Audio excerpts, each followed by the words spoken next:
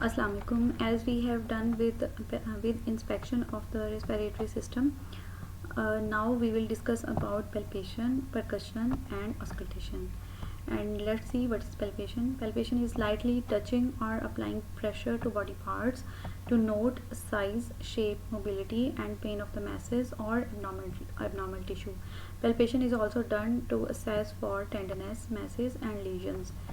In respiratory system assessment, start palpation with assessing or palpating tracheal deviation. In abnormal conditions, tracheal deviation may be towards the abnormal side in conditions such as atelectasis, pulmonary fibrosis, and towards the normal side in conditions such as neck tumors, thyroid enlargement, and enlarged lymph nodes, pleural effusion, and tension pneumothorax.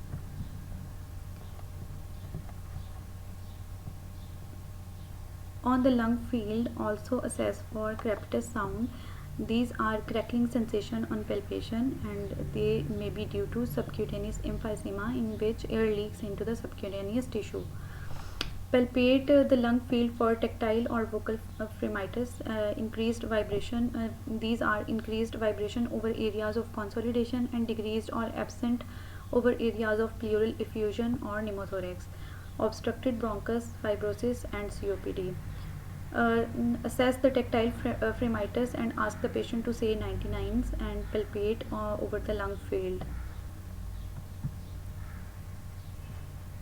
Lung excursion or bilateral movement of the chest. It is assessed by comparing movement of both sides by palpation. Normally there is symmetrical expansion of both sides of lungs, and side on which movement of the thumb is restricted is abnormal. Expansion of the chest. Expansion of the chest is also assessed to measure circumference of the chest just below the nipple line with a measuring tape at the end of the deep inspiration and full expiration. Difference between the two is chest expansion, and normally it is more than 5 cm. If it is less than 2 cm, it is abnormal. Causes of reduced chest expansion are emphysema, bronchial asthma, diffuse pulmonary fibrosis. Percussion. As you know, percussion is an act of striking or tapping a part of the body's surface and listening to the sound sound notes it make. To determine if the underlying tissue is hollow, filled with fluid, air, or solid material. Patient position. In respiratory system assessment position, the patient in sitting position from posterior chest and lying supine for anterior chest assessment. In percussion, we use pleximeter, which is distal interphalangeal joint of the non-dominant hand, left middle finger, and plexer, which is middle fingertip of the dominant hand, right middle fingertip. Flex at proximal interphalangeal joint and use a plexer. Technique involves strike using wrist movement. Movement should be entirely at the wrist, not at the shoulder. Strike the plexer twice and then lift it off if it remains in contact with pleximeter. Character of the note will change. Percussion result may be in normal resonance. These are sounds like striking a drum produced over air-filled lung tissues, and it is normal percussion sound over normal lung field. And abnormally may be hyperresonance, which are louder and lower pitched than resonant sounds and produced due to hyperinflation of the lungs, for example in emphysema, pneumothorax, asthma, and very thin people. In abnormal percussion tones, they are tympanitic. Over lung field, they are tympanitic and dullness. Tympanitic is a note that is produced by percussing over hollow organs, that is empty stomach, and dullness is normally produced over solid organs such as the liver, spleen, or heart, and abnormally it is produced when fluid or solid tissue replaces air containing lung field. These may be due to consolidation, for example in pneumonia, and tumor, obesity, or fibrosis. Stony dullness is a classical. Stony dullness has both a sound and a feel. The latter is implied in the word stony. Stony dullness is best compared with sensation experienced on percussing a brick wall, there being both a flat, non-resonant sound to percussion and a degree of discomfort to the pleximeter finger.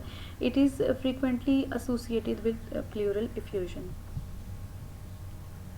Percussion position. On interior chest wall, assess or percuss in the area of supraclavicular fossa. Over the clavicle, use the one hand technique. Percuss over the medial 1/3 of the clavicle and then percuss infraclavicular region, second to sixth intercostal spaces. On the lateral chest, assess from fourth to eighth intercostal spaces, and on posterior chest wall at trapezius and downward over the lung apex, above the spine of the scapula and from below the spine of scapula down to the 11th rib, as the diagram is showing.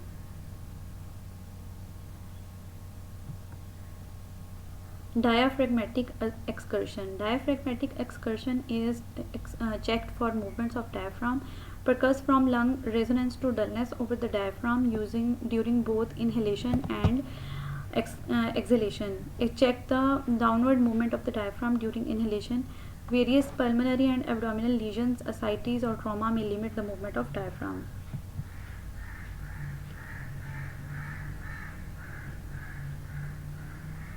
Percussion guidelines may involve for posterior chest, position the client with the head bent and the arms folded over the chest. Percuss systematically, avoid percussion over bony areas. Percuss the lateral chest with the client's arm positioned over the head, and percuss up to down both anterior and posterior sides. Compare right to left looking for symmetry. Note the location and quality of the percussion notes observed. Auscultation is an act of listening to the sounds produced by the body organs with a stethoscope. Help to assess airflow through the bronchial tree. A procedure involves use of diaphragm of stethoscope superior to inferior. Compare right to left. Auscultation areas are interior, lateral and posterior chest. At anterior from above the clavicle down to 6th rib, and lateral in axilla 4th to 8th rib. Posterior from trapezius down to 11th rib. This is the order of auscultation. Normal lung sounds are vesicular sounds. These are low pitched continuous sounds with no gap between inspiration and expiration, similar to the sound of wind rustling in the leaves, louder and longer on inspiration than on expiration. Audible throughout the inspiration but during only initial 1/3 of expiration. Normally audible all over the lung field, and vesicular breathing with prolonged expiration is present in chronic bronchitis, emphysema and bronchial asthma. On the second number comes bronchial breath sounds. These are harsh, high-pitched, blowing sounds produced by the passage of air through the major airways. Expiration is shorter than the inspiration, and there is a pause between inspiration and expiration. It is normally heard over the hollow airways like trachea and bronchi. It is abnormally heard over the periphery and are due to consolidation, that is in cases of pneumonia, and collapse of the alveoli with patent main bronchus. On the third number comes bronchiovesicular, characterized by inspiratory and expiratory phases of equal duration, moderate pitch and moderate intensity, normally heard between scapula posteriorly and at the sternal border anteriorly at first and second intercostal space. It has no significance. The blue highlighted areas are showing the location of the normal breath sounds. Adventitious lung sounds are also called abnormal or added breath sounds. These are number 1, crackles or rails. Crackles are discontinuous non-musical brief sounds heard more commonly on inspiration. These are crackling sounds caused by the popping open of small airway blocked due to adhesions by secretions. May be also caused due to collapse of alveoli by fluid or exudates. There are two types, coarse crackles and fine crackles. Coarse crackles, these are louder, low-pitched sounds and last longer than fine crackles. They are produced by the bubbling of air through the secretions in the bronchi and pulmonary cavities. They have been described as sounding like opening and velcro fastener. Causes are bronchiectasis, TB cavity and lung abscess. Crackles are heard throughout inspiration, disappears temporarily on coughing. Fine crackles, these are soft, high-pitched sounds produced due to explosive reopening of the alveoli which have collapsed during expiration, heard at the end of inspiration and do not change on coughing. They are prominent at the bases of the lungs where collapse of alveoli is more likely to occur. These are similar to sounds produced by rubbing of hair between fingers. Etiology of fine crackles involve pulmonary edema and fibrosing alveolitis. On the second number comes wheezes. Wheezes are high-pitched musical whistling sounds produced due to airway narrowing or incomplete obstruction. These are sonorous wheezes, low-pitched, then sibilant ones, and snoring-like sounds are produced, audible primarily during expiration but may be heard throughout the respiratory cycle, caused by air passing through airways that are filled with increased secretions, for example in bronchitis. Sibilant wheezes, and these are high-pitched then sonorous ones. Whistles-like sounds are produced, heard equally on inspiration and expiration, caused by air passing through narrowed or partially blocked airways due to airway constriction caused by swelling and inflammation, for example in asthma or a tumor compressing or blocking the airway. On the third number comes pleural friction rub. These are low-pitched, scratchy, rough sounds produced due to the movement of inflamed, roughened pleural membranes against each other, audible towards the end of the inspiration and best heard when the patient takes deep breath. Can be described as a sound made by walking on fresh snow or rubbing of two leather surfaces against each other. Pleural friction rub is also disappears when the patient holds his breath and after the development of the pleural effusion. Most often heard in the lower anterolateral thorax because the thoracic expansion is greater here. Pleural rubs are common in pneumonia, pulmonary embolism and pleurisy.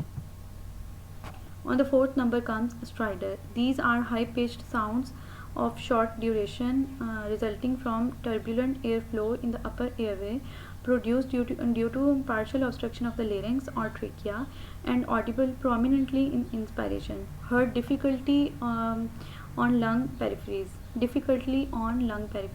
Common in epiglottitis if a foreign body lodged in the airway, laryngeal tumor, laryngeal edema and croup in children.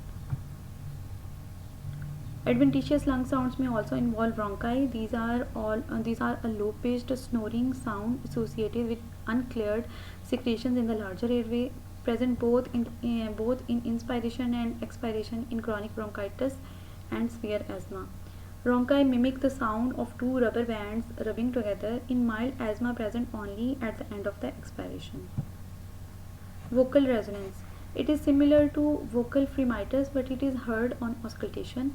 Vocal resonance may be normal, increased or decreased. Normal vocal resonance conveys the impression as if it is being produced just at the chest piece of the stethoscope. These involve bronchophony. If it feels that the sound is being produced nearer the air than at the chest piece, vocal resonance may occur and it is termed as bronchophony. Agophony.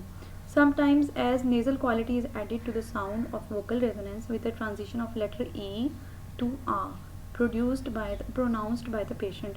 This is called agophony. Causes for increased vocal resonance are consolidation, cavitation, collapse with patent main bronchus, and causes for decreased vocal resonance are pleural effusion, pneumothorax, collapse with obstructed main bronchus. Special tests on auscultation involve whispered pectoriloquy. Ask the patient to whisper words like 111 or 99. Normally words are not clearly appreciated on auscultation. If individual words are distinctly appreciated, whispered pectoriloquy is said to be present.